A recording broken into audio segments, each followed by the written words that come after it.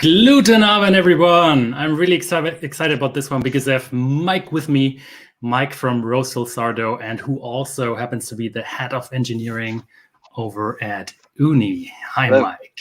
Hello. How's it going? For everybody who has not heard about Uni, they make those amazing pizza ovens. Yes, that's us. What's your story, Mike? How does someone start working on pizza ovens?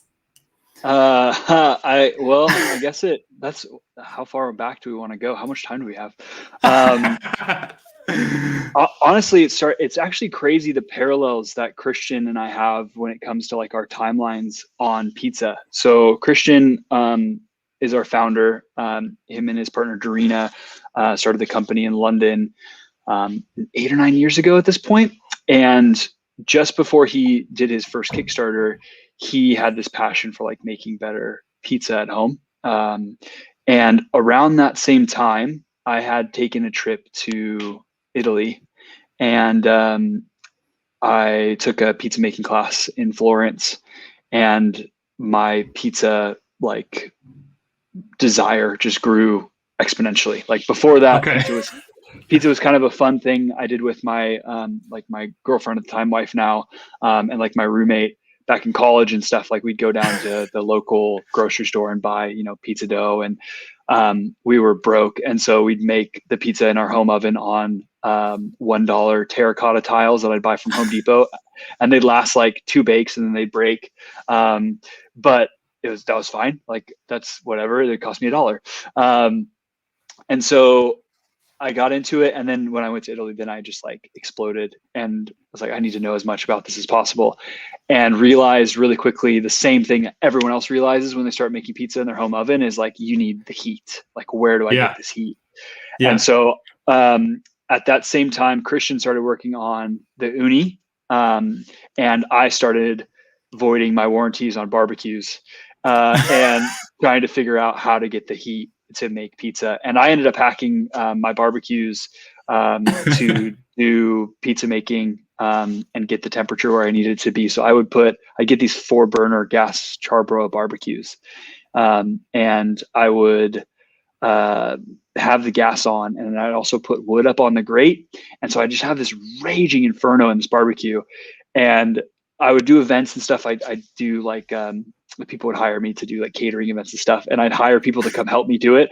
And it's funny, like the first time they did it, I'd have friends come out and they'd open up the lid on it, and like a fireball would come out at them, and it was not safe. Like it was crazy, but it worked. It totally worked. I was making these like authentic pizzas in these barbecues, and so I was doing that. And then a friend of mine was like, "Hey, have you heard about this company Uni? They're looking for pizza taste testers, and that would be a really cool gig for you." So Pizza Uni taste testers. Yes, that was legitimately, what a dream job, right? That was That's legitimately my dream job. Yeah. Yeah, the job post was called a pizza taste tester. Uni was looking for kind of part brand ambassadors, part recipe developers, and they put out this job listing, like for job rec for what they call pizza taste tester. So I applied, sent in a 60-second video, like 3,000 people applied, 5,000 people, something like that. Wow. And they picked 13 of us to come on board and be pizza taste testers. So I got hired by Uni to do that. I got sent an Uni Pro. I bought a second Uni Pro, and then I started a pizza pop-up and just fell in love with the Uni, because it was like, this is finally, I don't have to lug around my barbecues. Like, this is exactly what I was looking for. And then I just said in my resume, and I was like, hey, I'm an engineer. I've worked for startups for a number of years, and I love your product, and I think it'd be really cool to come work for you guys. And they were like, actually, that sounds pretty cool. And so we started talking. I met up with Dorina and Christian in Vegas for Pizza Expo a few years back. And we just kind of chatted all night about pizza and tech and startups, and Awesome. And then got asked out for an interview, and then got offered the job. And then before you know it, my family and my dog are flying over to move from Southern California to Scotland. It's in Edinburgh, right? Yeah. So the actual Uni itself is located in a little town right outside of Edinburgh called Broxburn. And it seems pretty random, like the city, but it's actually like perfectly centrally located between Glasgow and Edinburgh. So we've got people in both. So when we're able to come into the office, people would drive in from both cities, and yeah, so it's that's where we're headquartered. I don't think a lot of people associate Scotland and pizza. Yeah. People are surprised usually when they find out we're in Scotland, but it started in London, and then Jarina is Scottish, and so Christian is Finnish, and so they wanted to move to Scotland to like raise their family, and so they moved up to Scotland and started Uni, and there you go. The rest is history, I guess. So awesome. That's how somebody becomes a pizza engineer. You just get really lucky. Before we deep dive on the pizza, I need to ask one question. So I've been in Edinburgh before, and I found this one amazing video, and it's not somebody speaking in Scottish accent, but somebody in Irish accent. And I wonder how much you, as an American, understand about this. Let me just play the clip real quick. Let's see.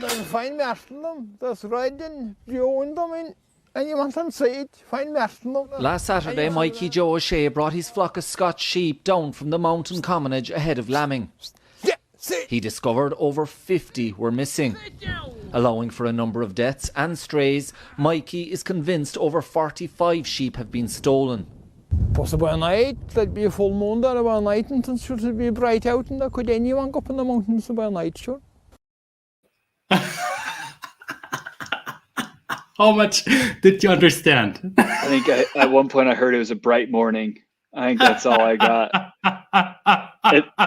It's actually like this happened to me the other day, like because we're in Broxburn, and like people have like this really thick Scottish accent that have lived there, like from Lothian, and so you see that you pass somebody on the side of the street, and I saw this guy with this dog, and I was just like, and I'm a big dog person, so I was like, oh, it's a beautiful dog, what kind of dog is it? And then he starts talking to me, and I'm just like, every third word maybe I got. I was like, oh, cool, yeah, right on. And I was with a guy who born and raised in Broxburn that works with us, and even he was like, I got some of that. I didn't even get all that. How'd you do? And I was like, maybe 20%. It was but you get through it. And Pizza's so what's universal language. What's the proper way to pronounce Edinburgh? Because we Germans never know how to pronounce it. Some say Edinburgh, some say Edinburgh, Edinburgh. I don't know. What's the proper name to pronounce it? So I'm not the right guy to ask that. So when I came to visit here as a tourist, I called it Edinburgh, because I was told to not call it Edinburgh. And so I was like, okay, so we called it Edinburgh. And then when I moved here, everyone's like, it's not Edinburgh. That's what Americans say. It's Edinburgh. But then other people will like not do the at the end. They'll just leave it at Edinburgh. And so I've heard that too. I don't know. I don't even say it right. Like my first week here, I didn't have a car. I was biking into work. So I'd bike down from my house. It was I think I live like a mile and a half from the train station, but it's down a hill, and it's raining, so I'm like soaked wet. I'm like running to get the train, and all I know is I need to get on the Fraserburgh train, but I thought it was Fraserburgh because that's how it's spelled, and I'm American and whatever. So I'm like running down the stairs. I see the train, doors close, and it's gone, and I was like, dang it, was that the Fraserburgh train? So I look at the security woman that was there, like the train, security platform person. And I was like, oh, excuse me, miss, was that the Fraserburgh train? And she just whips her head around at me. She's like, it's Fraserburgh, and just walks away. And I was just like, all right, I don't know if it was or not still. I'll just wait for the next train. I'll be late for my third day or whatever. It wasn't the Fraserburgh train. The next train was the Fraserburgh train, so I still made it on time. But I was just like, you gotta be kidding me. Cut me some slack. Come on. And Gregor here is writing on the live stream, when is it not raining in Scotland? It's actually, honestly, it's been beautiful these last few days. Like it's felt proper, like Denver, Aspen, like beautiful dry snow and sun, and like you have to wear sunglasses out or your eyes will burn from all the reflection from the snow. Just gorgeous. So yes, we'd like to joke about the weather here, but like I lived in Seattle for a little bit too, and it doesn't really feel different. It's like probably it doesn't, similar, I guess. Yeah. Okay, and I get one last thing prepared that I need to ask you about, and maybe some of the viewers will know what this is. This is a delicacy from Scotland. Oh, beautiful! Look at that. Have you eaten that before? I have. It's never looked quite that unappealing. But as an American, we're like, people joke about haggis as like a disgusting thing. And when I traveled here as like an American tourist, it was like, don't get haggis. Like if you see haggis on the menu, don't get it. That's gross. Yeah. And then when I came here, we went out. Oh, look at that. It doesn't look so nice, right? Does not look good. When I came here for my interview, we went out to a bar and they had like haggis, like fried haggis, like whatever, meatballs or whatever you want to call them. And somebody's like, oh, have you had haggis before? And I was like, no. And I was told not to have it. And they're like, oh, no, you got to try it. Thinking for sure it was a prank. Like they were pranking me. Haggis is this gross thing. It's supposed to be disgusting. And I tried it and I love it. Like, honestly, it's so good. And people don't, when it's presented like that, it does not look so to everybody who has not heard about haggis, I think it's stomach, right? The outer part is stomach. Sheep's stomach. I think you're right. And then but like inside of it, it's like, the outside looks terrible. But the inside of it, I think it has like oats and stuff. I honestly don't even know the full, like, obviously there's like other like meat bits in there because they have vegetarian and vegan versions of it. But it's actually really good. Like it's really good on pizza too. Like the flavor of it is so good. So if you learn to love it and get rid of that photo and not picture that when you're eating it, the guys at work tried to convince me recently that there's wild haggis, and they sent me pictures of wild haggis running around, and like they thought they were going to convince the dumb American, but I knew they were lying. It's not real. It's not a real animal. So I sent them pictures of a jackalope, which is like an imaginary animal from the United States, and I was like, oh yeah, it's like this, huh? But yeah, I tried it once, and it was. I also was a little bit disgusted when I heard about it, but then when tasting it, it actually wasn't that bad. It was really delicious, actually. It's really good. Yeah, and even like black pudding. Like, don't look up what's in black pudding, but put that on a pizza, and it's so good. Eat that with like black pudding and eggs is so good, but it's not worth knowing what's in it. Yeah. Okay, thank you so much. This was already very enlightening. I wondered, because I mean, I'm a software engineer, so I do write code on a daily basis, but you are a hardware engineer, and that's so I imagine that to be so much more challenging than being a software engineer, right? Because you can't just test things on a daily basis like we do. We can automate things. We can just, I don't know, we have continuous integration where we can just push a hotfix, deploy that somehow. But for you have those long feedback cycles, right? That's got to be challenging sometimes.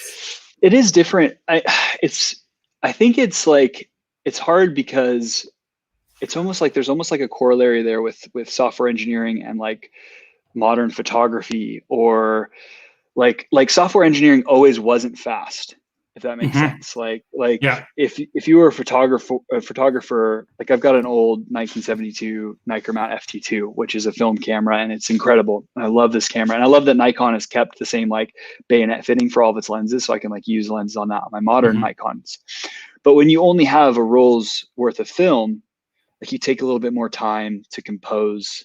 You really think about like what your film speed is. You think about the lighting, and so you think a little bit more because you know you only have one shot at it. I think what the downside of like an Arduino in every corner it has become is like people like me think they can code, and so like I love playing with Arduino. I've literally got a pile of Arduinos under my desk right here, and and so writing in like this kind of augmented C++ is really fun, but you can make mistakes really fast and there's no consequences to those mistakes. So when I'm writing some code and I write an if statement, and like the other day I forgot to put 2 equal signs in my if statement, and I just assign the variable to a new value, and I'm like, what the heck? Why is this if statement not working? And it's like, oh yeah, dummy, because I didn't put 2 equal signs. I put if this equals that. Well, then it just becomes that. Yeah. Well, there's no consequence to that. But back in the day, when you were doing punch card software design, there was a huge cost to that, because if you screwed up and you brought in your code and you took computer time away from somebody else, that there was a big impact to that. And so I think it's just there's a corollary there too with 3D modeling and hardware engineering, where there's anyone thinks they can now jump into a 3D modeling software package and model something up and 3D print it, and and there you go, it's done.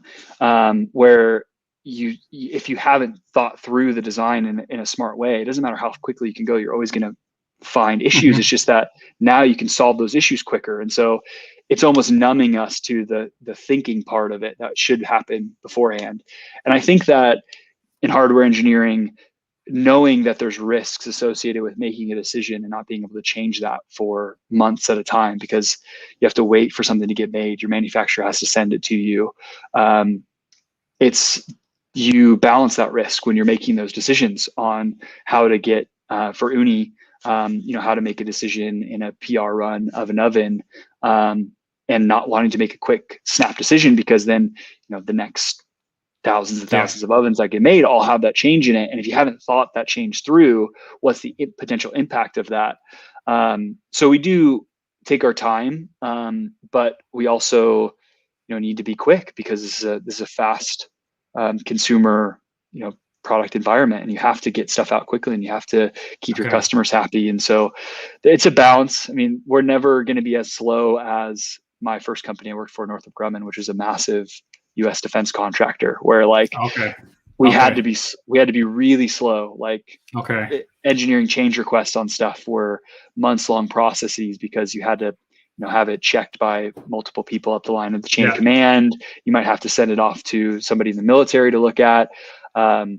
So we're not going to be that slow, but we can't make unnecessary risks. Like, we need to be really confident.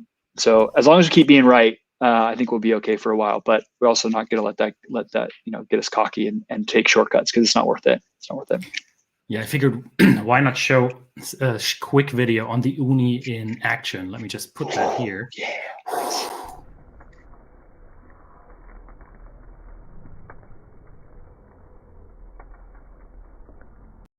Like cooking with fire. Oh my God. So you have a gas-powered version, and you also have a wood-fired version, right? Right. So the line at Uni started with a pellet oven. Okay. That pellet oven then got a gas attachment. Mm-hmm. And then we also released a multi-fueled oven, and that was the Uni 2, Uni 3, and then Uni Pro. So Uni 3 was the pellet, and then you could also put a gas burner in it. And then Uni Pro, which is the 16-inch larger multi-fueled oven, which was in that video, is one that you can use wood on, or charcoal, or a combination of those, and then you can pull your fuel grade out and put a gas burner in. Okay. And cook with gas. And then we have the Coda line, which is Coda 12 and Coda 16. And that's just pizza sizes. The Stone's a little bit bigger than that, but the Coda 12 and Coda 16 are gas only variants of the pizza oven. So all of them still get crazy hot. Like, you don't really quite understand the heat until you've used it. Like, you can think of the number like 500 C, 950 degrees Fahrenheit, like that. Mm-hmm. That sounds like a really hot number. But until you've really just annihilated a pizza, you don't really quite understand how much heat you're dealing with, and how fast you have to work, and how to read the fire and how to read your fuel. Cooking with fire is it's such a rewarding experience, because you have to be so agile. I did a post on Instagram like last weekend about like comparing it to like jazz. Like you have to improvise, and it's not always perfect, and you have to know what you're dealing with, and you have to like know enough of it to know what you're doing. And that's, I think, what intimidates people coming at it from like as a beginner, because you just don't know yet. Like you have to know that you have to put in the time and learn how to cook with it. And so, you know, it's going to take you 10 or 15 bad pizzas, maybe even more than that, before you really nail your process and everything, because you could just have a perfect technique all the way up to launch. Like you could have, you know, you could have been so careful about all your temperatures and the type of flour used and measured everything to the 10th of a gram and been so perfect with your folding techniques and had your dough in a perfectly calibrated proofing oven and, you know, all this stuff. And then you get to the launch. And yes, exactly. And then so many your things can go stone's wrong. Yeah, your stone's perfect, and you launch it, and then it just like goes a little bit too far, or it's a little bit too off the front, or exactly, or that log you put on is smoldering for too long. It's not kicking up enough flame, and so now you're cooking the bottom too fast. You're not cooking the top fast enough, or vice versa. You're getting too much flame, and the bottom, and it's like, but that's just like, it's just part of it. Like it's part of that kind of improv and jazz. So I love cooking with fire. It's so that video, that was great. That was Uni Pro. It was so fun. Does the wooden one get hotter than the gas powered one?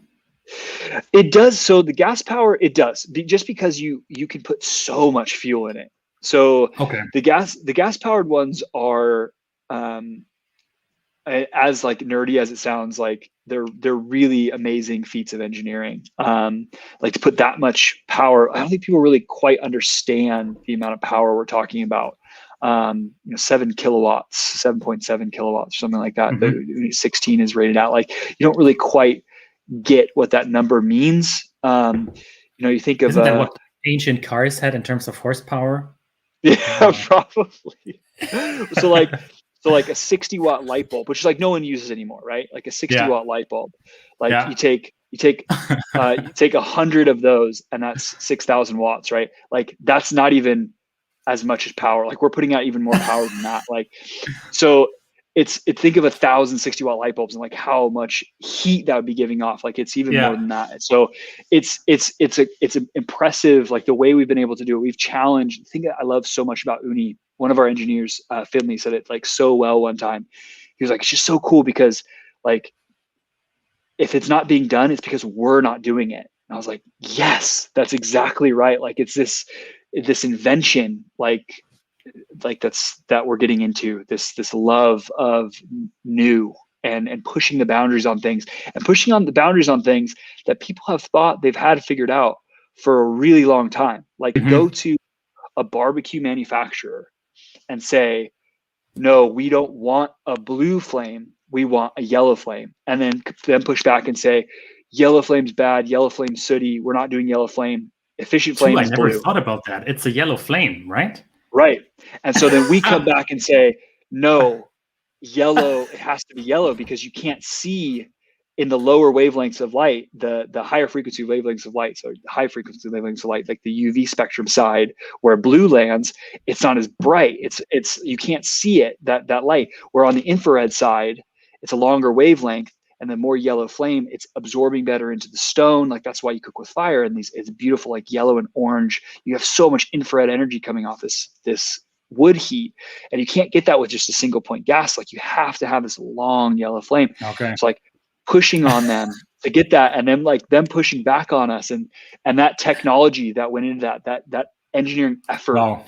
That no one really thinks about. No one really sees that. They don't really think about like how much effort went into that side of it. And that was right before I joined, and still how much effort and development still goes into that right now. Like to still keep wrestling those problems with, blue versus yellow, and how do we get things more yellow? It's incredible. Yeah. So Coda and Coda 16 is the gas powered stuff, and that's really just, it's when people ask what Uni should I get? I get that DM all the time on Instagram. I want to get an Uni. Which one should I get? Which one do you use? And I'm like, well, I'm a bad barometer because I've literally got everyone and all the ones you haven't seen yet, literally sitting in my backyard. It depends, so like, right, on what you want to do. Exactly. Exactly. And it depends on the fuel you want, and it depends on the side, and it depends on your budget. Like there's so much stuff that goes into it. But like, if you want the flexibility of gas and the convenience of that. You just turn it on. You can't beat the Coda line. Like there's nothing in the world that's as good as the Coda line when it comes to that. I got a small video on the Coda, I think. Yeah, Let me just hit me. Yes.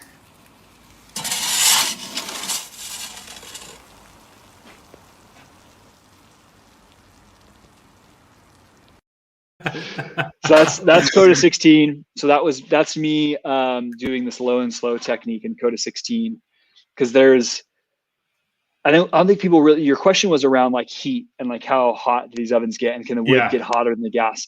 And this ties directly to that. So the gas, these ovens are designed to hit 500 Celsius in a certain period of time, right? 500, 510. And so the gas, they're designed almost to stagnate at that temperature. And I don't think people realize kind of the effort that goes into these ovens just from a pure certification standpoint. And that's really the battle in hardware is how do we get through a certification process. And so we could throw a 20 kilowatts of power in this thing, and it would melt your table, but it would get hot really fast, right? So we're balancing all these things: table temperatures, touch temperatures, how much heat is actually coming out of the front of the oven, how do we balance that, how much heat is coming around to the controls, and how much heat is sitting in the oven, and how do we balance all that airflow? Like all this stuff is happening. And so the gas ovens are designed with this benchmark of like to get it up to temperature really quickly, but then not have it overshoot it. So the gas ovens are particularly designed to toe that line of the certification line and push those standards to make sure that they're safe, but they're getting to temperature and they're usable as quickly as possible. Where the wood products, I mean, obviously are still designed and engineered with safety as you know, paramount. But those, you have a little bit more flexibility as the user because you can add more fuel to it. Like with the Coda line, it has a regulator on it. You can't put more propane in it. So, but with the gas or with Karoo, for example, I mean, you could put, we've gotten those things up so hot because you can just keep loading wood in the back, and we stress test the oven. So we know, and we've seen, oh man, we can get those things screaming hot. How many do you destroy then on a day-to-day basis? How many what do we destroy? How many do you destroy of these ovens during your stress tests? That's the thing, is like we design them so they can go to that level and not be destroyed. So we put in materials, we make really conscious decisions about what materials we're using, what grades of stainless steel we're using, what kinds of insulation we're using, how much insulation we're using, where is that insulation put, and it's all this balancing act of power, time, and certification. But then it always comes back to the user, and so everything we do comes back to how someone going to cook pizza in this. And so we have a series of tests that we run at work to simulate how people use the ovens, to simulate 3 years of life expectancy or more on the ovens, and how do we stress test them to that level. So yeah, we do a lot of fun stuff. You can get the Karoo, you can get that oven real hot. No, it's too hot where you never put anything in it. Like you're never gonna ever cook anything at 650 degrees Celsius. Never. There's no point.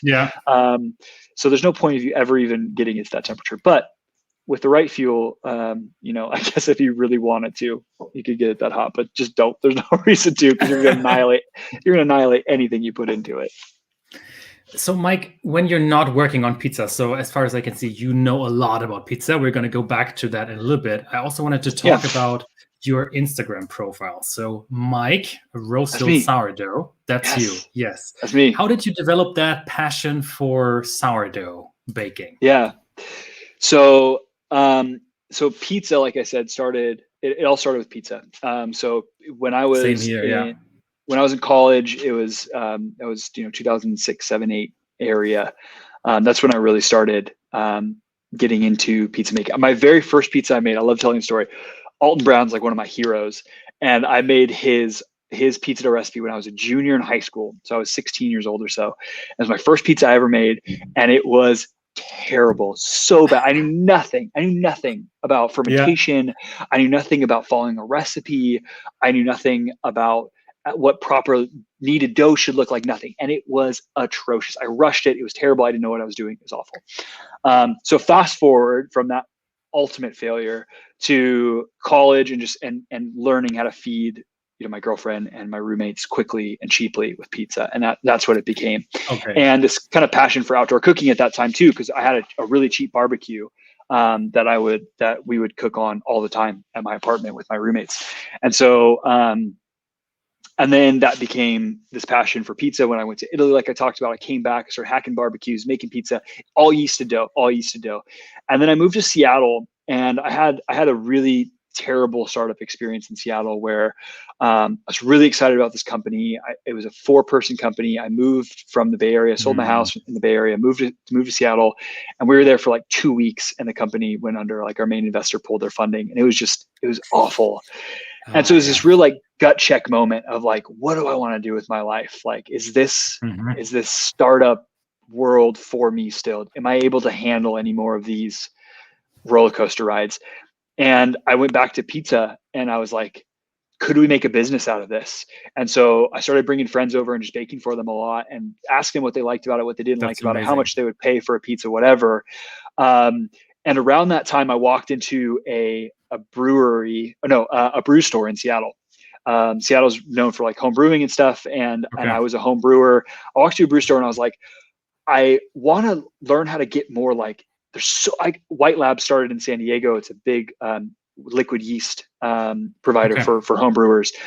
Really cool story starting in San Diego. I'm from San Diego, so there's a big like beer scene there. So that's when I started home brewing. So I had this idea of like, why are there so many varieties of yeast for bread? But you go to the store and there's one brand, maybe two of active dry yeast for bread. It makes no sense to me. So I went to the brew store and I started asking these questions. And basically they were like, if you want some of those funkier flavors, you should really look into sourdough. I was like, that's really interesting. The Pacific Northwest has less of a vocal history with sourdough. People think of San Francisco, but everywhere up the Pacific Northwest, Portland, Seattle, all the way up into Alaska, long history with sourdough. So like, that's really interesting. So I went to, I considered joining the culinary program at the university, the Art Institute in Seattle, and getting into their pastry program, and to become a baker basically, and to open a restaurant. And I went and toured the facility and was like, this is what I'm going to do. It ended up being too much money. I contacted a friend. He's like, who's a chef, his uncle's a chef. He's like, if you want to be a chef, come work for me. I'll pay you and teach you. And I was like, maybe that's what I should do. And then at the same time, I got another job offer to come work for Amazon. And I was like, oh, do I really want to go work for Amazon? And so I turned that down. And then I got a job offer to come back to Southern California. And I was like, all right, we're going back to Southern California. And around that same time, this Michael Pollan has a 4-part like mini series called Cooked on Netflix. That was after his book Cooked, and one of the parts in it talks about fermentation. So I watched this, and right around the same time, like all these things like are layering on top of each other. Right around the same time, my friend who got me the intro to get the job in Southern California, his wife started having these really complex health issues. And I started researching like the stuff she was going through. And one of the things her doctor said was like, don't eat more gluten. Like you can't have gluten anymore, which meant she couldn't eat my pizza anymore. And I was like, that sucks. That can't be a reason. And then I started getting these flashbacks of like the crazy guy at the San Francisco farmer's market saying like, my sourdough bread is good for gluten intolerant people. And I'm like, that's a crazy claim. But then like all this stuff started like, I started doing research on like the modernization of the bread practice and like the bread processing and how all down the rabbit hole. Yes, all active dry yeast is just one strain of yeast, and how there's no variety in grain anymore, and how grain isn't, there's no variety in your location anymore, where that used to not be the case. Like, and how your yeast used to track the grain that was grown in your area, and that's how you're able to make bread and all this stuff. And I get like all excited about it. And so I started fermenting and making sourdough. And all of a sudden my pizza went from like, I know how to make good pizza to, wow, this is really good. Like it took that level of like, okay, that was the leap. That was the thing I was missing, was getting away from active dry yeast. That was the flavor elevation that I needed, where I started thinking about pizza in a different way, where good pizza I started telling people good pizza starts with good bread. Like you have to know how to make bread to make good pizza. And so I started Roasted Sourdough as like a way to just document what I was doing on Instagram. I didn't know what I was doing. I felt like such an old man on Instagram.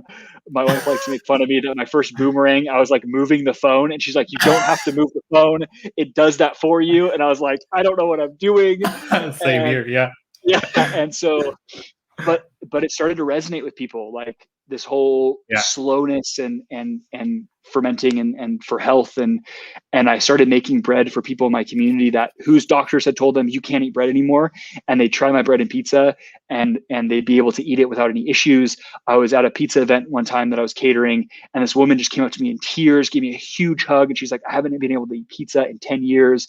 Thank you so much. Like you've done this incredible service to me, and I'm going to be here every week buying your pizza at your pop-up now." And it was just incredible. Like all this stuff kind of layered on top of each other.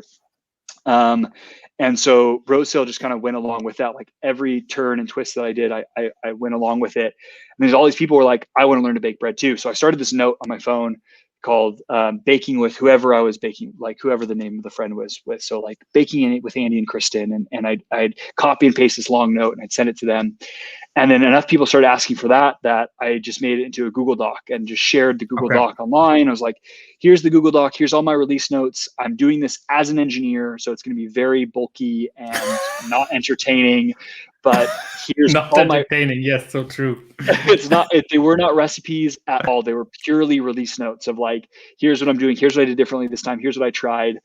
And just like a stream of consciousness of my thoughts. And I started tracking that document, and that document was making it around the world. Like people were interested in this. Yeah. And then at the end of 2019, my wife surprised me with Baking with Rose Hill Sourdough, this book that she put together. She's like, "I took your ebook or your recipes off your terrible Google Doc, I made them into an ebook. What do you think?" And I was like, "This is so cool," because she was able to take my engineering nonsense and just morph it and have all the content still there, but in a much more readable and understandable way. And so we launched the ebook we launched roasthillsourdough.com. We launched the ebook, and everything just kind of gradually kept going. I kept giving out, updates of the ebook and stuff. And then, the pandemic hit and everyone was stuck inside. And I think, then sourdough just climbed exponentially. I mean, Barack Obama was talking about his sourdough starter, and like it's crazy. Everyone's got to start sourdough. And I saw that rise happen over the summer, just exponential rise at a Rose Hill sourdough. And it's been awesome. Like it's been such a cool way of connecting with people and talking to people. And so Rose Hill is my, I literally take my Uni hat off, and I need a Rose Hill hat. I actually don't have a Rose Hill hat, but take my Uni hat off, put my Rose Hill hat on. And that's what I do on, weekends and after work and stuff, is just recipe development and talking to people about sourdough.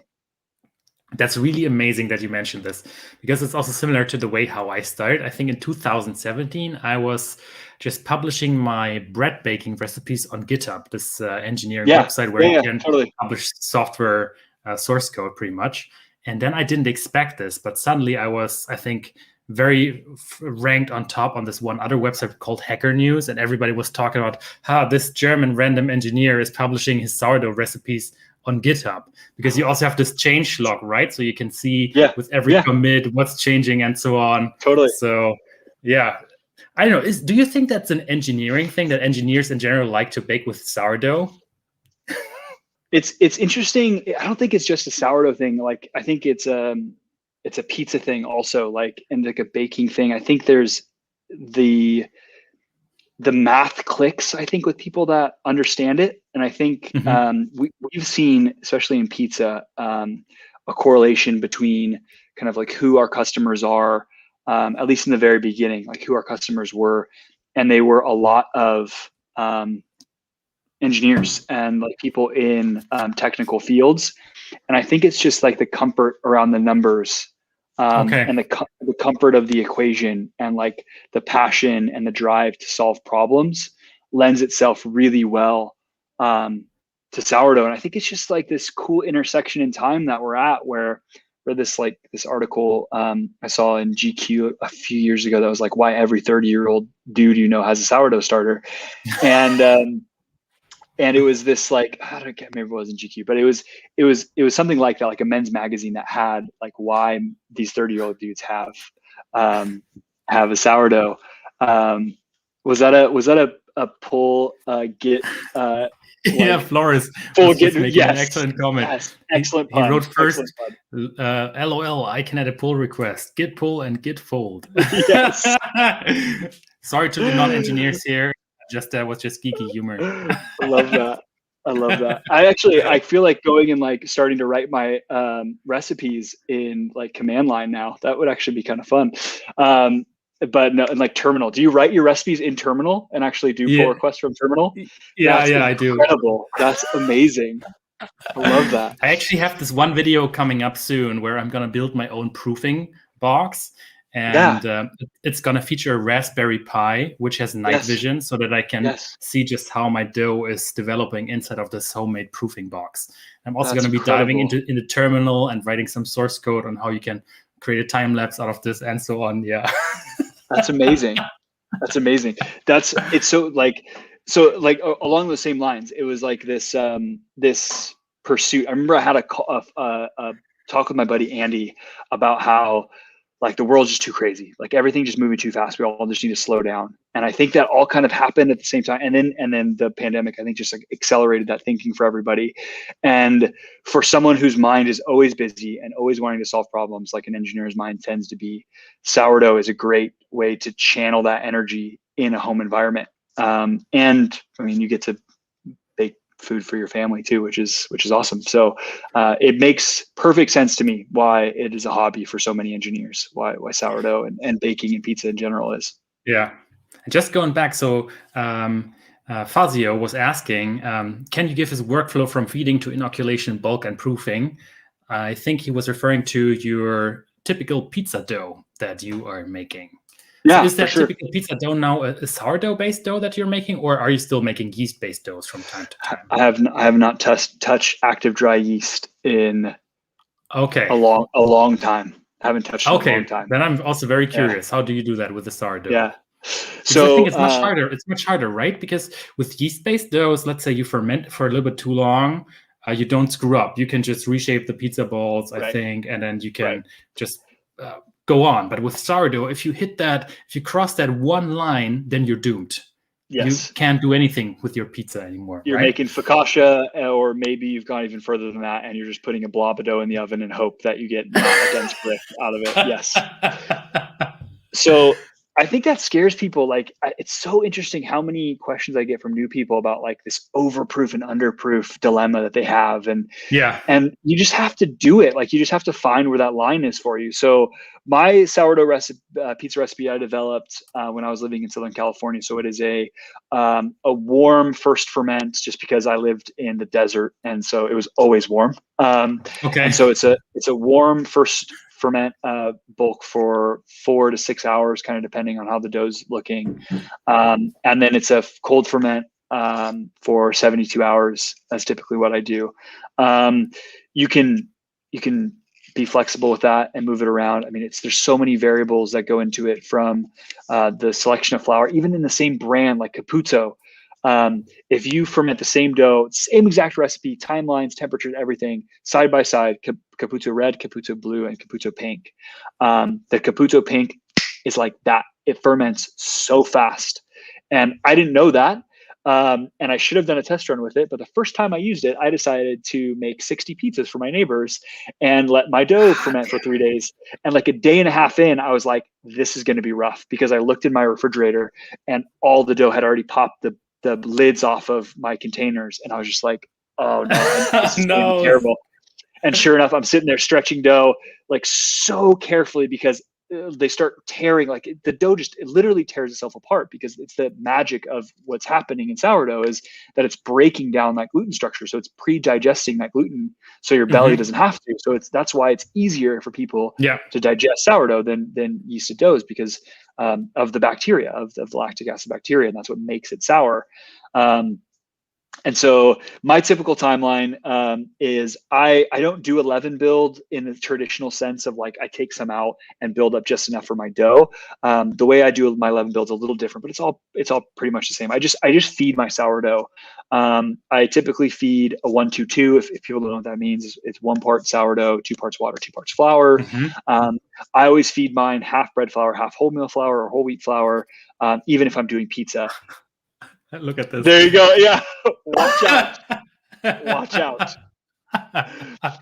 That stuff is lightning. Like if you're working with yeast, it's great because it like puffs up and you get these just gigantic crusts, like cornicione, like this just beautiful, like huge. It's so puffy, but with sourdough, oh man, I can't believe I did that to myself. But anyway, so I do 1, 2, 2. I do half bread, half wholemeal. No matter what I'm doing, I always do that for my sourdough. Now, depending on the temperature, if I'm rushing it, I typically don't like it to peak in more than 4 or less than 4 hours. I don't like to put it in too hot of an oven where it goes too quick because I tend to get off flavors. It's very similar to, it might just be my yeast strain. It's very similar to brewing. Like if you brew a lager too warm, it gives like this kind of sulfury, just kind of like you can smell the alcohol taste, like smells strange. I find that happens if I ferment my sourdough too quickly. So I go typically between 6 and 12 hours is kind of my go-to. If I'm doing like an overnight one, I'll use cold water from the fridge in it and let it double overnight. I might stress it a little bit, do like a 133 or 144 feed. Basically, I'm just waiting for it to peak. And then right after it peaks, it starts to drop and there's little streaks on the side of the glass. And that's when I know that it's peaked and it's ready to rock. My sourdough recipe has been the same forever for my pizza dough: 63% water, 2.5% oil, 2.5% salt, and 10% sourdough. And I don't follow a traditional sense where first there's oil in it, which like an Italian making Neapolitan style pizza would be like, what are you doing? But I like the oil in it because I make the style of pizza I like to make is what I call a neo-Neapolitan. So it's more of like it's more of what Americans think Neapolitan pizza is. So it's not like a 45-second to 60-second bake. It's more of like a 90 to 2-minute bake. It's a 63%, so it's a little bit wetter. It has the oil in it, so you get a little bit different coloring in the crust and stuff. But anyway, and I do 10% sourdough. Sometimes if I need it to go a little bit quicker, up that to 15. The most I'll ever do is like 20%, but that's if like I need it the next day. But yeah, 4 to 6 hours. I don't mix like in the traditional sense of like kneading. I started bread baking with no knead recipes. I found that sourdough lends itself well to no knead recipes. So I literally just mix it up by hand with like a little spatula until it's incorporated. And then I do folding techniques. So I do stretch and folds. While it's bulk fermenting. Yeah, while it's booked for every 45 minutes, an hour, hour 15, I'm grabbing it and either doing like a stretch and fold or what I call tuck and rotate. It's kind of like a balling technique for like a big lump of dough, where I'm just kind of stretching that gluten out and still forming those layers, but I'm doing it over the course of a period of time. I find that lends itself better to sourdough because it tends to be a little bit slower in the fermentation. If you're using a bunch of yeast, you have to build a bunch of gluten structure really quickly in your dough, especially if you're using sugar too, because that yeast is just going to be fermenting like crazy right away. And if you don't build enough structure, that CO2 is going to find its way out. So you need to trap it. So you need to be, kneading, or you need to be in a mixer. You might even want to wait till you put your salt in. Just to give that yeast enough or the bread enough, the flour enough chance to hydrate. So you might want to wait until you put your salt in your mixer or your oil in your mixer. There's all kinds of techniques there when you use yeasted stuff. I find that sourdough, you can get away a little bit with waiting, especially because you kind of want to, because you want the enzymes to naturally break down and give some more sugar and kind of let that fermentation take a little bit more time. So that's mine: 63, 2.5, 2.5, 10. Hopefully that makes sense. So for how long do you then let that bulk ferment overall? So it's 4 to 6 hours. I kind of just play it by ear. I don't really go by a 2x rise or anything like that. I've done it so many times now where I just kind of feel the dough. It's so hard to explain. But good fermented dough, like properly fermented dough, will not stick to your hands. It wants to stick to itself. Like those disulfide bonds that get created in the gluten structure are stronger than it wanting to stick to your hands. So it's not going to stick to your hands, not going to stick to your countertop. A properly fermented dough is going to be stretchy. It's not going to collapse on itself. It's also not going to be tough, but I hate the poke test, but if you do a poke test, it won't stick to your hands. The indentation will stay and then kind of pull back a little bit. But you really just have to learn it. You just really have to work with the dough and just try it. And what I recommend to people that are trying is pick a weekend, be prepared to eat a lot of pizza, and do the same recipe and change one thing each time. So either do the same timeline, change the amount of yeast, or do the same amount of yeast but change the timeline, and find your bounds, find your upper and lower bounds of underproof and overproof, and kind of just go from there. So 4 to 6 hours out of the fridge, Okay. and then balled up. If I have room in my fridge, I'll ball the dough and then cold proof them as individual balls. If I don't have the room in my fridge, I'll leave it in one container, bulk it, cold proof it up to about 72 hours in the fridge, around 2 to 4 Celsius. My fridge is so over the place. I don't have some high-tech nice fridge. I literally have a piece of tape over my temperature dial because my temperature dial was drifting and my dough is freezing. And I was like, why is my dough freezing? And I found out because the compressor in my fridge vibrates just enough for my temperature dial to just slowly drop. And so I thought my wife was just kept dropping the temperature of the fridge. And I'm like, what are you doing? Like, you keep freezing my dough. She's like, I'm not touching it. So I started putting a piece of tape over it. So that's how low tech my fridge is. But the best hack, I think, for cold proofing is buy a cheap wine fridge. And you can set that's like 4C, 5C, and cold proof at like 4 or 5C. That's awesome. I agree. Yeah, because I mean, just a slight change in temperature already makes you ferment so much faster or so much slower, right? Right. Correct. So that's your main variable. Okay. Is how much yeast you're using, like how much seed people call it, how much food there is to eat, whether that's the flour you're using, if you've put sugar in your dough, or if you've added like a malt powder, which just has more enzyme reaction to it. So it's going to break down the sugars faster, the complex sugars in the dough, and that's going to provide more sugar. So that's going to speed up the fermentation a little bit. And then your temperature. So the yeast wants those warmer temperatures. So the warmer it is, up to a point, because they'll die after a certain temperature, but up to a point, just the warmer it is, the faster it's going to go. So those are the types of things you're balancing when you're fermenting. So just to ask one more time, so the main fermentation is always done at room temperature, and then depending on if you don't want to bake the pizza right away, then you might move it to the fridge again to just let it continue proof in the fridge. Did I understand that correctly? Yeah, I think typically I will plan it out. So I made pizza tonight. I made that dough on Tuesday, so it sits in the fridge Wednesday, Thursday to Friday. So that's the 72 hours. So that's what I do. I do 72 hours in the fridge. So I'm pretty good at that. If I know, like I make dough every week for the guys at work, and we usually bake together on Thursday. So I'll make dough a Wednesday night for that. Sorry guys, you guys don't get the 72-hour stuff. Or sorry, Tuesday night, because I'm making dough for myself too on Friday. So I make it as like a big batch, and I'll take some off to bring into work, so they get a 2-day dough. So that stuff I typically let rest on the back end a little bit longer to get up to temperature and finish that prove out, because after you take it out of the fridge, you also have to let that temperature, the dough temperature, come back up. And so there's going to be some more fermentation that happens after that, because the enzymes have been busy at work. They don't mind the cold temperature, and neither does the bacteria. So stuff's been happening in the fridge.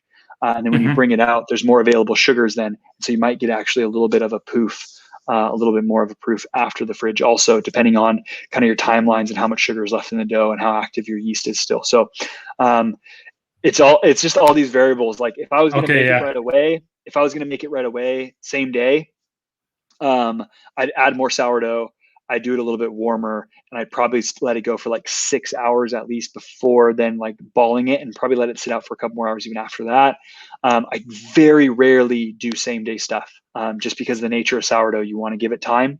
So it is a rare occasion that I advocate for a same day dough. I do have in my ebook a same day discard dough that uses more of like a pre-ferment technique. So you're using a lot of discard and a lot of flour and water and making like 100% hydration pre-ferment. And you're letting that ferment really quickly. And then you're just adding more flour into that and then balling that up and letting that proof. But still, like if you've got sensitive belly, like watch out for that type of stuff. You really want to let it go a little bit longer if you deal with that kind of intolerant stuff. Okay, so just to repeat one more time, so you bulk ferment, and then you move it into the fridge for, I don't know, up to 3 days or so? 3 days, yep. 3 days, yep. And do you ball it up before or after you take it out of the fridge? If I've got room in the fridge, I'll ball it and then put it in the fridge. Typically, I don't. I've got a pretty small fridge, so I leave it in the container. I bring it out from the fridge 4 to 6 hours before I want to bake, ball it all up, let it sit covered under a wet towel. If it's cold like it's been recently, I'll get the towel warm before I put it over that. I might even rewarm the towel.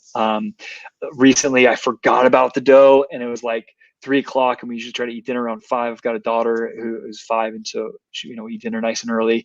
And so I was like, the dough, pizza night, and I like went and got it out of the fridge and balled it up real quick, and put it in my oven, covered with a warm towel with the oven light on, just to kind of get it up to temperature a little bit quicker. And so there's like little hacks you can do to kind of play with that temperature. So when you ball it up, you cover it with a towel, you mentioned, right? Have you ever had issues of the dough then drying out? No, so I always use a wet towel. Wet towel. Okay. Yeah, wet towel to keep it moist.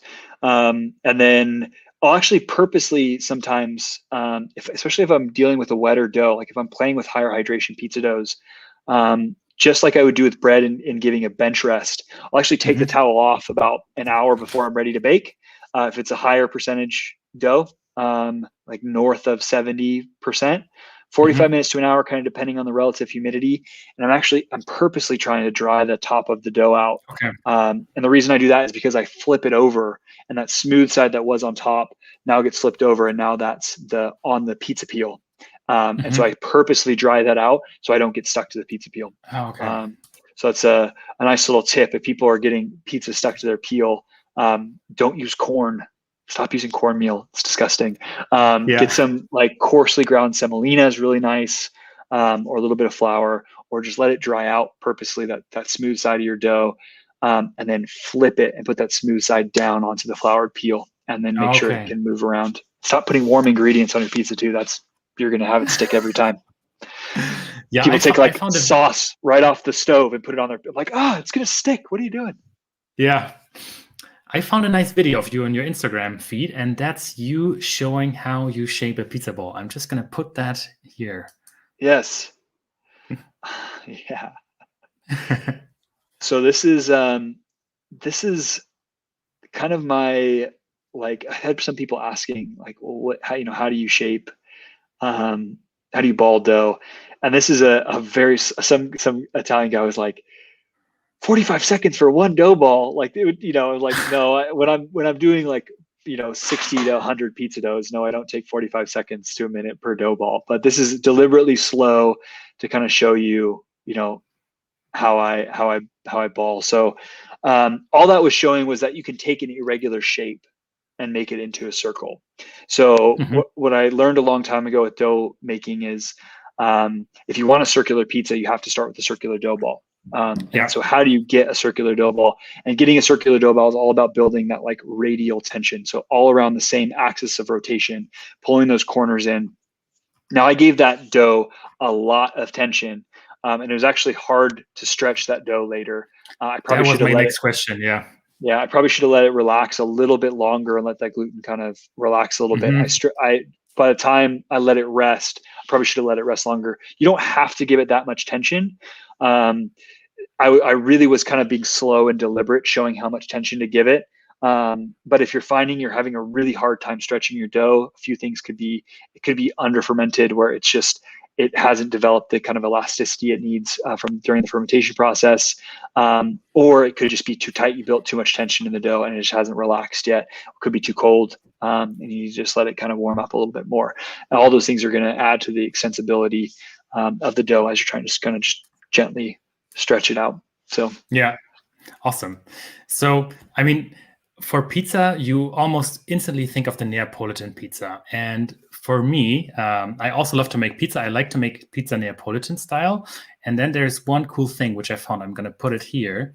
And I mean, it's not that large, unfortunately, but pretty much that's the European Union's regulation for how a Neapolitan pizza should be made. Yes.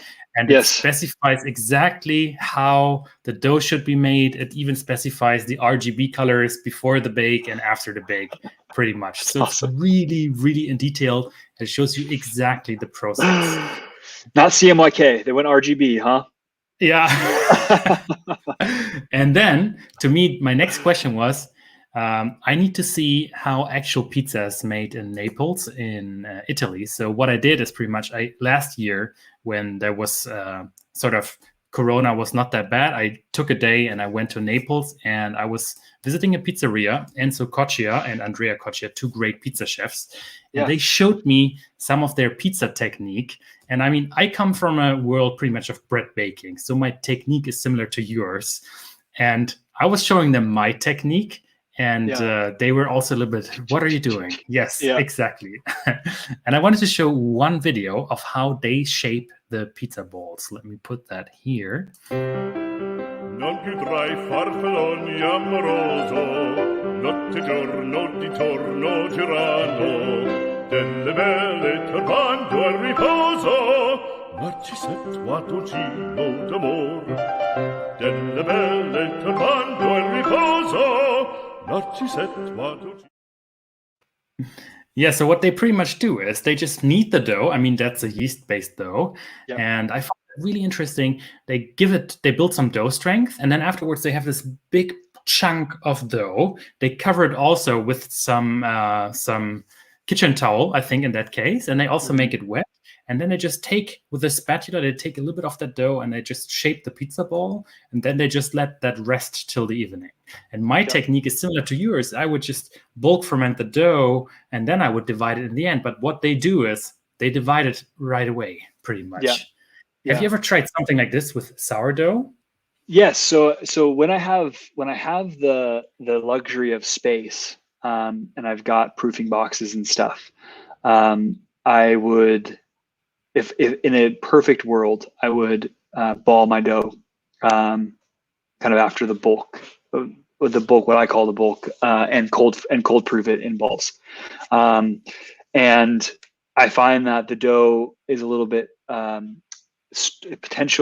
potential for ripping and stuff, because when you're breaking those strands of gluten, when you're dividing it up, if you want to give it more time to basically heal those wounds that you've put into the dough. So by balling it with that technique where they're basically just making mozzarella, right? They're just like shoving it up in there and then pinching at the top, pulling the dough ball off.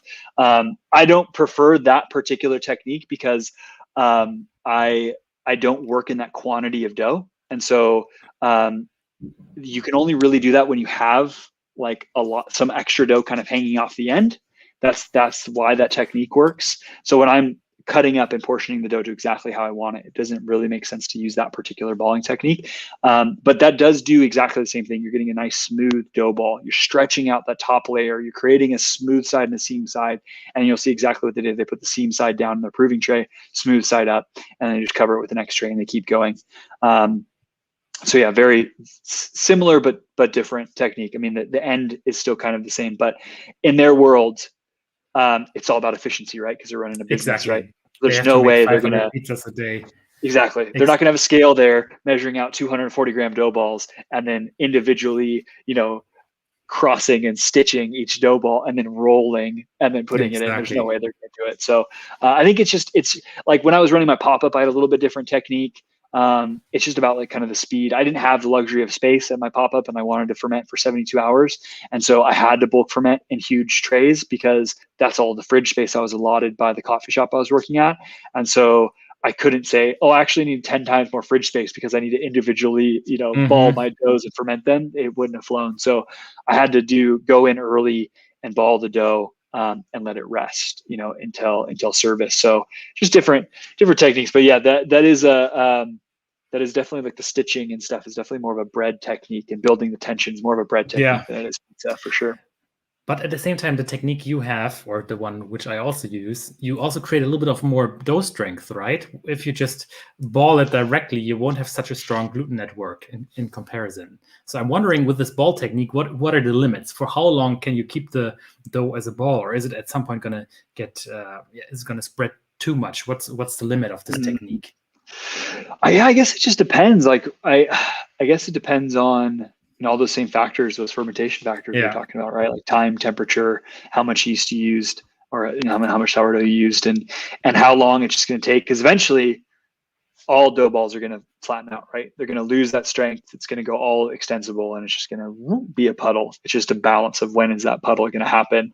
And with sourdough, it's a line you're trying to find, because not only does that extra time in the fridge give you more flavor, you also run the risk of the over fermenting and then all that structure being gone.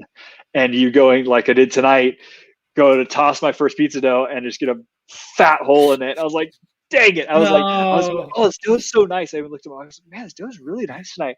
And I go to flip, like spin it, and it whoop, huge hole. I was like, oh man, I just jinxed it. But just, I learned a trick from an Italian pizzaiolo when they get holes, to just like, keep stretching. There's no reason to patching the hole yet. Just keep stretching, stretch it out. Okay, that's a good tip.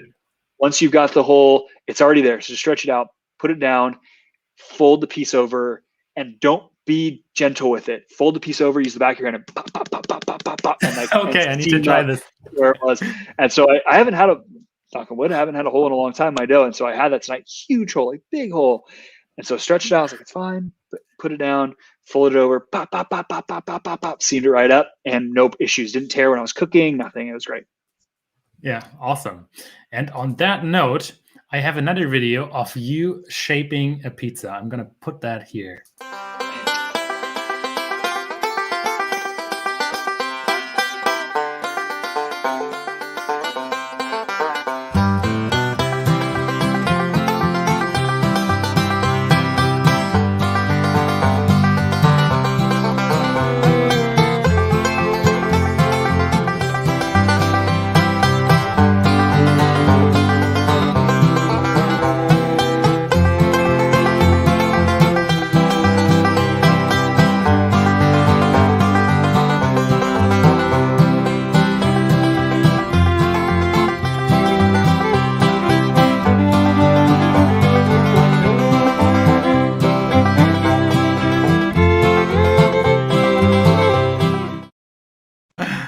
I'm hungry now. That was not my music. Was that my music? No.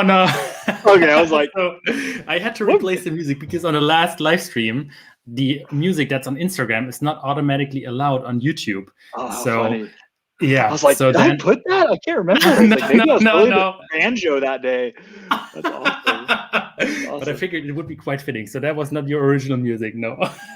so that technique that I was showing there was basically after that balling technique, people were like, okay, well, then how do you shape it? And I've been so reluctant to do these types of videos because, like I said in one of those posts, like I've been so reluctant to just add to the noise. I feel like there's so many people that post all these like technique videos, and I try to post more of like the things you might not know about and like stuff people maybe aren't necessarily talking about, like enzymatic reactions in dough and how that changes dough, like that type of stuff. And so I was reluctant to post those type of videos, but the people, I mean, really responded to them and really appreciated that I did that. So it was that dough in particular was really showing, or that video was really just showing how I don't do the same thing every time. I don't, necessarily use my fingers like that every time. Sometimes I do like a different style shaping, and the way I teach is a little bit different than what I show there. But principally, what I'm doing there is I'm showing, I'm adding that coarse semolina that I talked about, a little bit of bread flour, and showing that flip. So showing the smooth side of the dough that was sitting up, working some of that flour underneath the top, flipping that over, and then putting that smooth side that was on the top that's now on the bottom onto my peel. That's kind of the point of that video, is showing that process. And then really that extra stretch that happens. It's so hard to film. You really just have to do it. But I tell people to pretend like you're scaring someone, like you're a monster. Like, rah. Okay, now turn those hands in. Now those are your dough holding hands, and you notice your fingertips are down. They're not pointing up, because as soon as you point your fingertip up, you're going to get a hole in your dough. So fingers down, and all you're using is kind of the backs of your hands here and here, and that's what you're gently kind of just stretching the dough on. And then all it is like, you don't have to do these big, massive, like, boom, like spins. It's really just a gentle like stretch out, and then kind of pull your hands back, preload your hands a little bit, and then just unload them and go up.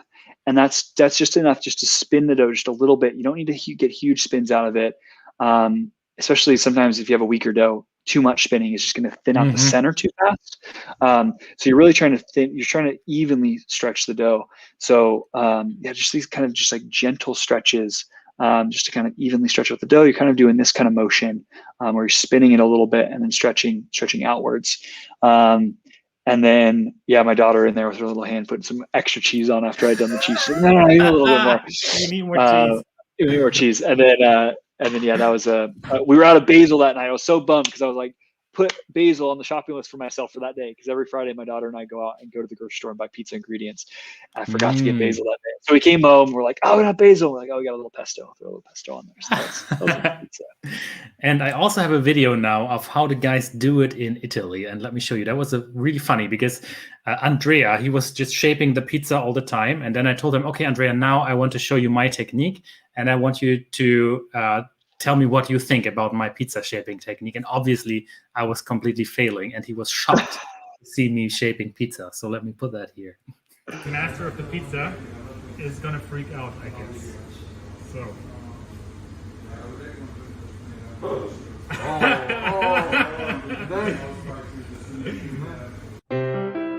Non più tra i farfalloni amoroso, notte giorno di torno girano, delle belle turbando al riposo, Narcisetto giro d'amor.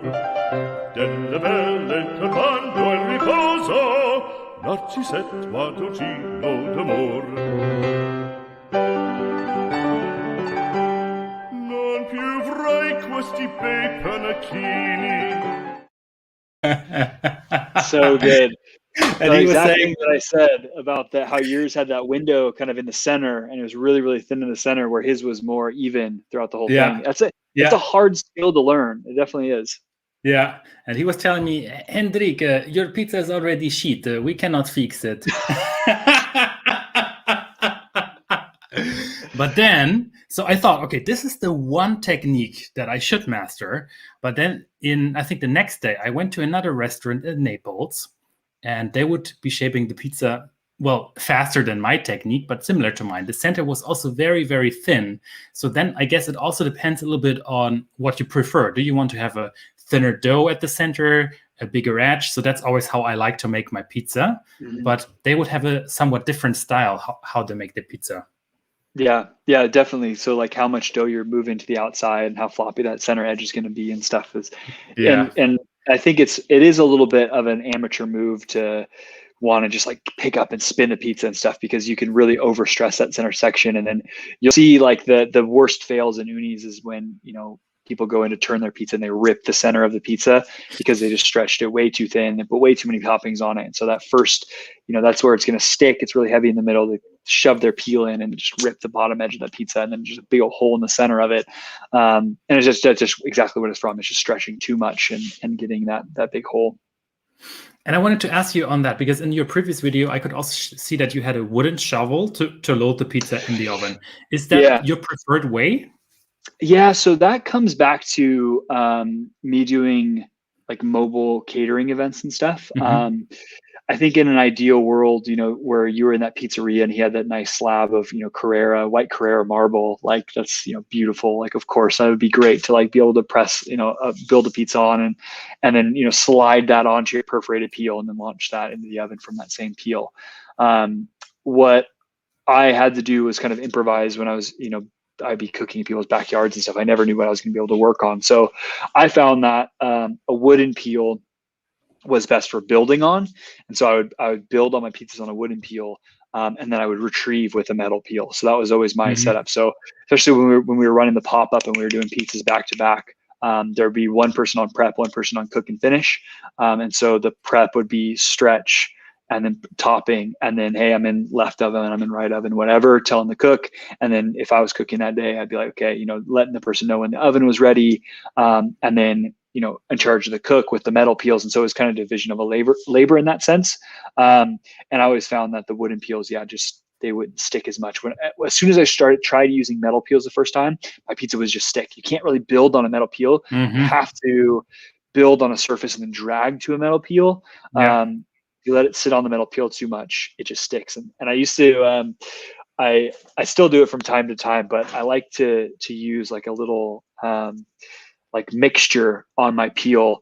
I was finding I was putting a lot of flour on it, and I felt like if I'm going to put flour, like I would never add an ingredient without seasoning it. So I started making this mixture of flour, salt, and pepper, and that's what I would actually put on the pizza as like my dredging flour. So it actually had like the bottom of the crust actually had some flavor from the salt. Oh, that's interesting. And but if you don't work quick enough, the salt pulls some of the moisture out of the dough. So you have to work really quick if you do that, especially with metal, because it'll just pull moisture out and it'll just seize right to that metal peel and you're done. Okay. Yeah, I also made the same experience that for loading the pizza, a wooden peel works a little bit better than a perforated peel or so. And then for removing the pizza, the steel is excellent.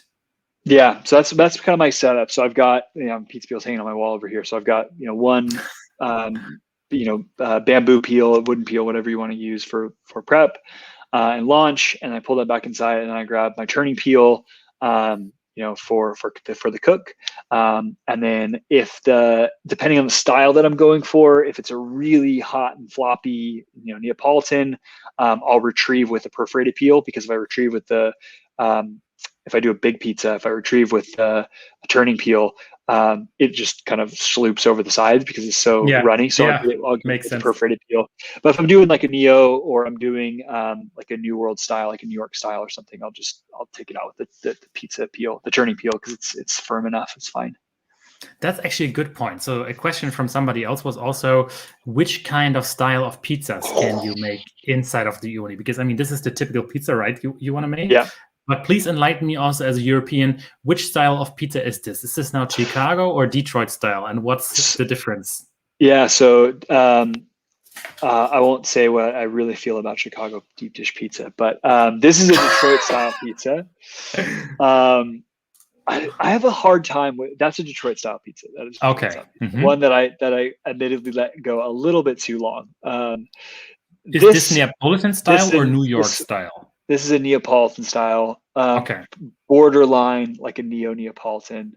But yeah, the leoparding kind of gives that away.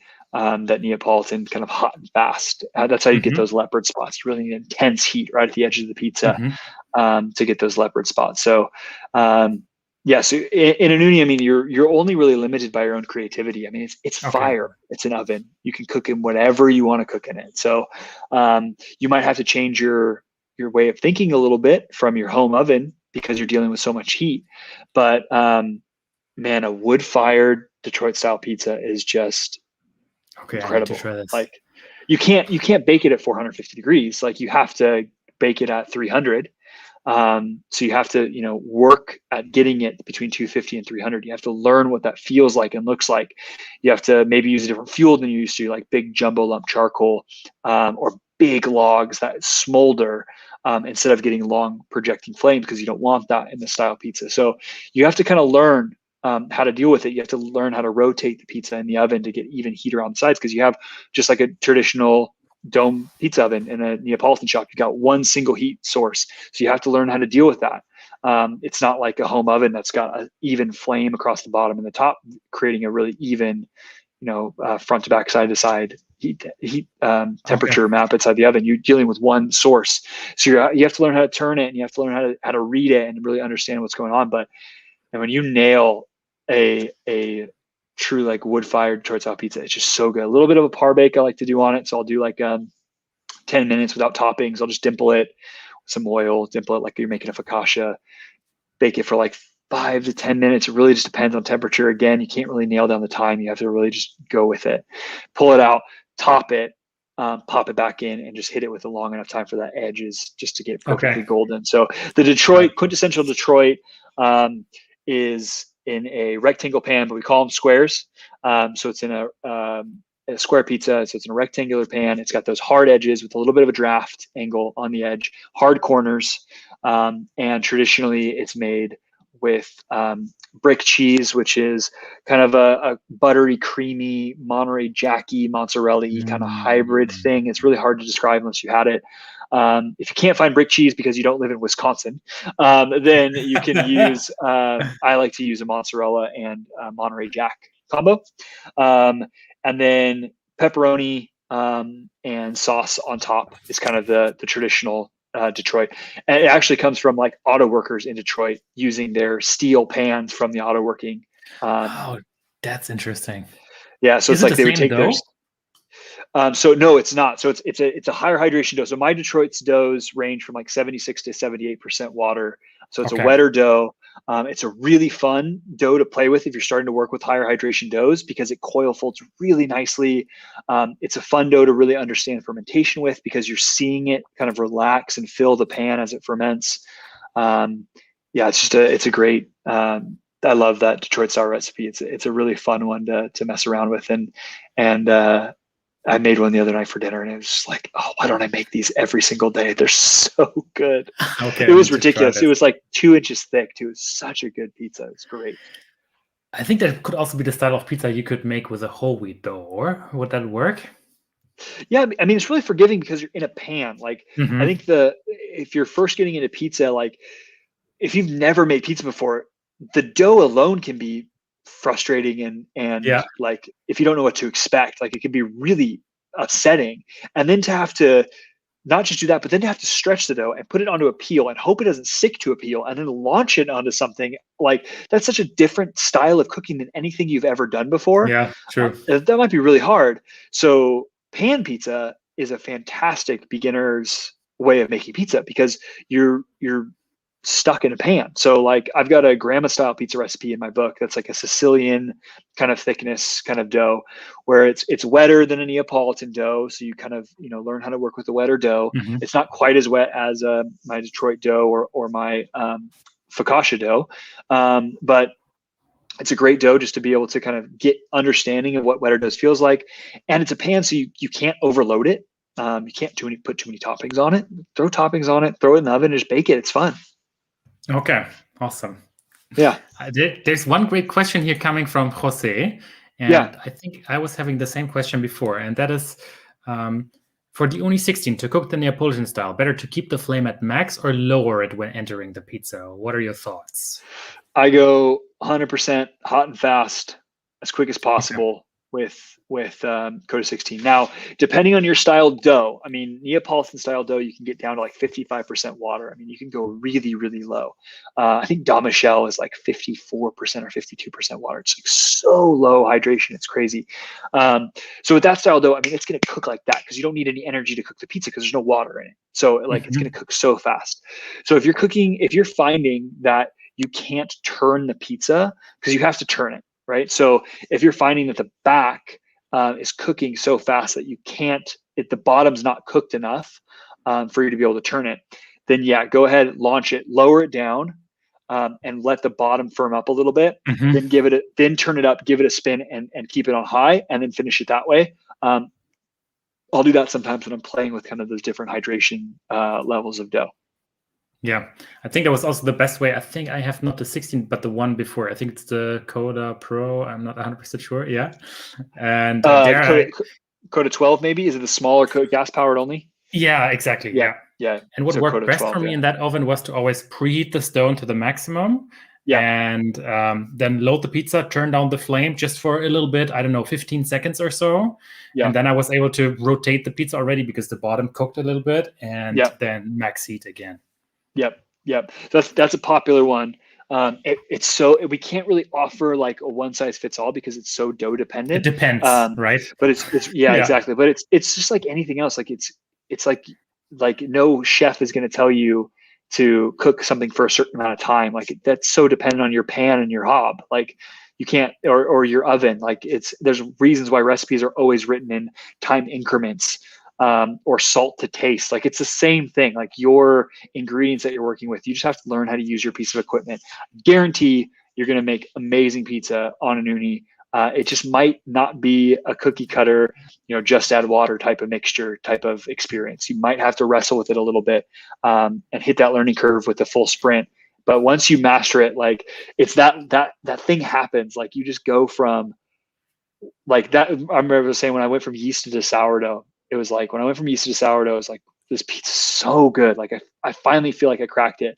And then when I went from like sourdough pizza in my barbecues to sourdough pizza in my Uni Pro, I was like, oh man, like this is really, really good pizza. And that's when I started having people telling me like, you need to open a pizza place. Like you need to start selling this pizza. And so I started doing like donation dinners at my house. And like, I would have people come over and pick up pizza, like total strangers on the internet, like would DM me on Instagram. I have this thing called Rose Hill Pizza Nights. and literally I'd give people my address and they would show up with $10 and I'd pack them a couple pizzas and it was like the shadiest, like, but it was a way for me to figure out how to get a workflow going with Uni and with my barbecues and stuff. And it's like, how could I do this? And so it was a way for me to like practice quick back-to-back pizza making and stuff. But yeah, it was fun. Could you imagine yourself, I don't know, maybe in 10 years or 20 years working full-time at a pizza place? I like to romanticize it, but then I think about like how hard it is, like to work in a pizza shop. Like it is not an easy job. And I remember I did a pop-up one time, and I came home and I was clearly like down, and my wife was like, "What's up?" And I was just like, I don't ever want to get paid to make pizza again. Like it was such a rough night. Like I hate disappointing people, especially with pizza. Like the whole point of pizza is to bring joy. And so like when people were disappointed because they had to wait too long to get their pizza, or people were upset because it wasn't cooked perfectly or whatever, because I was working with different people who I've never cooked with before. So the flow was just off, and like it wasn't perfect. It wasn't even great. Like the pizza that were coming out was good. It was like still fantastic tasting pizza, but seeing people disappointed for the first time, I think was really hard, because to that point I'd only blown people away with making pizza for people. And so it was a hard kind of thing to ask people for money and then not have their expectations exceeded. So maybe I romanticize it a lot. Me and my wife always sit down and we're like, what if we did it just this? What if we did, whatever? And maybe one day.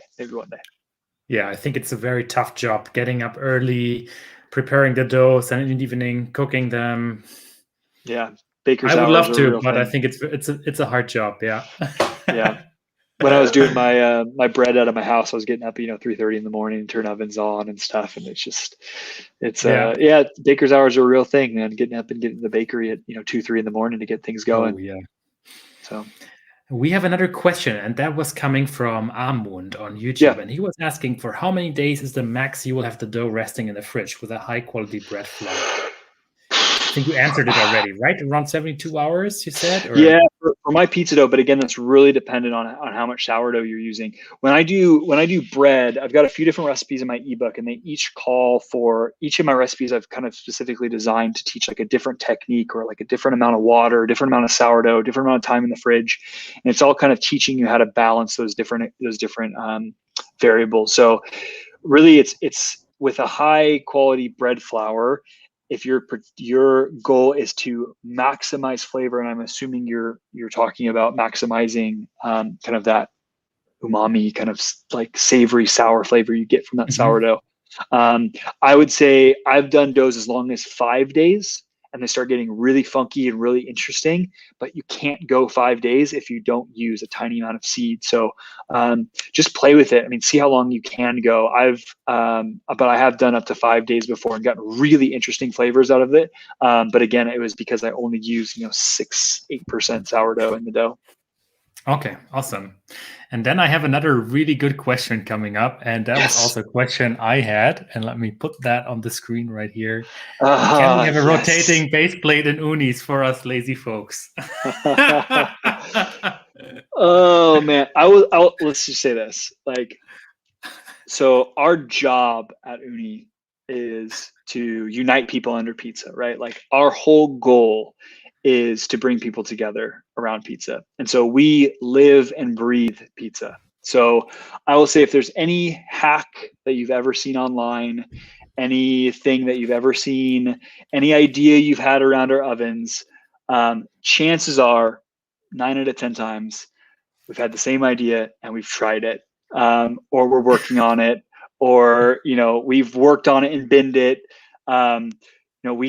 This is my, like, it's incredible that this is my job, like that I get to do what I do and get to work on new products, and the stuff that we're working on right now, just like it's incredible. And I wish I could scream what we're working on, because it's so cool and people are going to love it. And I really do feel like we get to change people's lives. Like we get to give people a tool that brings people together. Like, and what a cool thing that is to be able to provide to people. And so with the rotating base plate, I get the need for it. I get the want for it. trust that it's just like one of those other things that we've either looked at it already and binned it off, or we're currently working on it, or we've got plans for it. Everything that you see, we've also seen, and we're working on it. So I would love to say tomorrow we're going to have a rotating stone, because I think people would just love that. But I can't sign up for that. But know that it is a cool piece of tech, and if we could do it right, I think we would do it. I think that's the thing. Is like, we're not going to ever release something that we're not so proud of. And I think that, with a rotating base plate in particular, like the technology you need to nail at 500 degrees Celsius and above to get bearings to not fail, to get materials to not warp, like the stuff that happens at the temperature where we're not used to seeing those high of temperatures. Like, you think about combustion in a car, that's a huge block of aluminum or that's designed to be massive and not bend. I mean, think about a piston taking on all that pressure and heat, and how strong that is, how thick those materials are. Like, that's what we'd have to make this thing out of if we made something like that. So, we wouldn't make something cheap that's going to fall apart. Like, we would, if we're going to do something like that, we're going to do it the right way, and we're going to be really proud of it. So, I hope one day that we're able to nail a rotating stone for you. So we can, for whoever asked that question, I hope that we can do that. So, Dervin, stay tuned. Maybe in the future at some point, there's going to be a rotating base plate. That would be awesome. I know a lot of people that would be super stoked to have that. Yeah, I'm just looking at the time. We've already been talking for 1.5 hours, and it feels like we just talked for 5 minutes. It goes by so fast. What happened? This has seriously been awesome. So much amazing pizza knowledge and sourdough knowledge. Thank you so much, Mike. This was really a great pleasure. Yeah, man, I really appreciate it. I mean, I've been wanting to do something with you for a while, and I think we first started kind of exchanging Instagram DMs. I just need to pick your brain about the following that you've been able to earn on YouTube is such a cool thing to see. And thank you. I mean, the quality, the video production in your videos is outstanding, and you clearly take so much time and put in so much effort into this stuff, and it's commendable. I mean, you're doing an awesome job, and you're teaching a lifelong skill to people, and you're doing it really, really well. So great job on YouTube. Keep it up. I know it's hard. It's the reason why I haven't put a video on YouTube in a year. Like, it's so much work. So yeah, you're doing a great job, man. Keep it up. Awesome to see. Thank you. I also made sure to link your Instagram and YouTube channel also in the description of the video. So you might want to be checking out Mike's channel, and I'm hoping there's going to be another video of you coming out on YouTube. I am.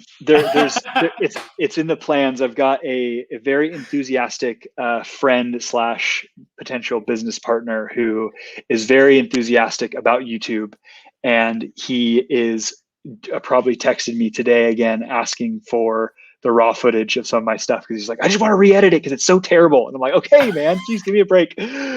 So I think there are plans for an entire YouTube series with Baking with Rose Hill Sourdough, going a lot more in depth than my previous videos did. It's just that pesky time. Just got to wrangle some more. So once I find some more of it, I'll get on the YouTube videos. Yeah, once this COVID madness is over, we definitely need to do a pizza together or something like this. This would be amazing. I think that'd be awesome. Honestly, I might just pick your brain about you mentioned this when we were chatting before about doing some stuff with dough proving and stuff. I'll probably just pick your brain about that if you don't mind. I think that would be a cool conversation awesome. To keep having. Nice. Yeah. Okay. Yeah. Thank you so much, Mike. Again, this was awesome. Thank you. Thank you so much. Man, Hendrik, I really appreciate it. Thanks for the invite, and we'll have to chat to you again soon. All right. Thanks, everybody. Buddy. See you. Yeah, thank you for coming by. Cheers.